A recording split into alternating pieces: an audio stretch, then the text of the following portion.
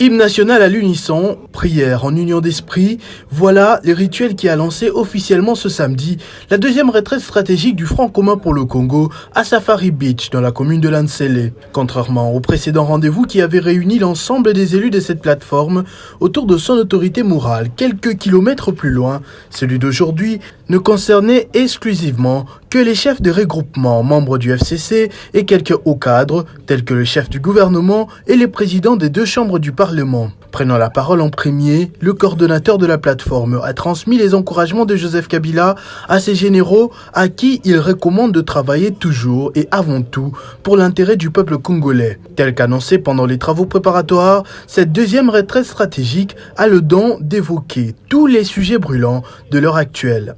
Le FCC, détenteur de la majorité parlementaire, est conscient de la responsabilité qui lui incombe au regard de la légitimité que lui a conféré le peuple le 30 décembre 2018. Que les propositions de notre famille politique se feront dans le cadre institutionnel, après la tenue d'une journée de réflexion sur les questions de réformes concernées, et cela dans un bref délai. La deuxième retraite politique du FCC, qui s'ouvre aujourd'hui, au moment où les relations au sein de la coalition sont particulièrement scrutées, constitue une gageure pour les participants et offre l'opportunité de répondre à plusieurs préoccupations légitimes au regard des échéances futures. C'est également un moment de remise en question, mieux de bilan partant de la dernière retraite à ce jour. D'énormes progrès ont été enregistrés, à en croire son coordonnateur Némi Mouilania. La clôture interviendra déjà ce dimanche avec une importante déclaration qui déterminera la prochaine conduite et position de la plateforme.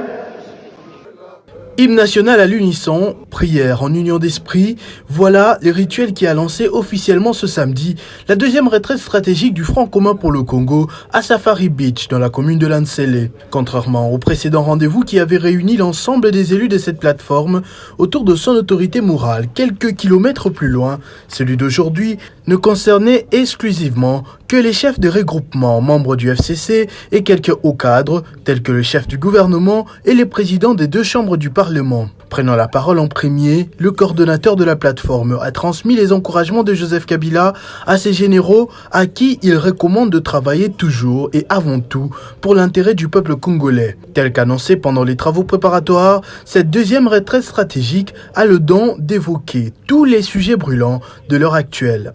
Le FCC, détenteur de la majorité parlementaire, est conscient de la responsabilité qui lui incombe au regard de la légitimité que lui a conféré le peuple le 30 décembre 2018. Que les propositions de notre famille politique se feront dans le cadre institutionnel, après la tenue d'une journée de réflexion sur les questions de réformes concernées, et cela dans un bref délai.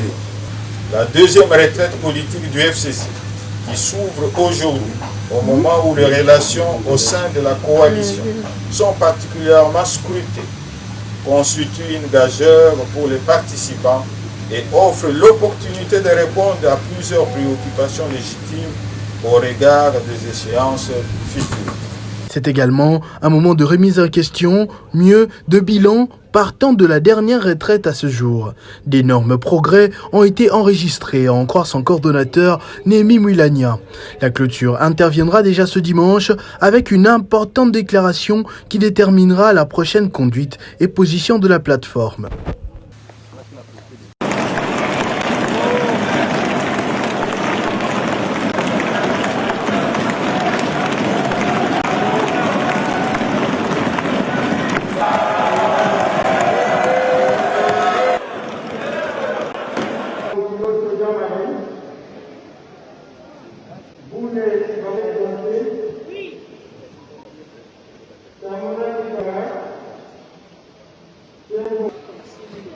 Gracias.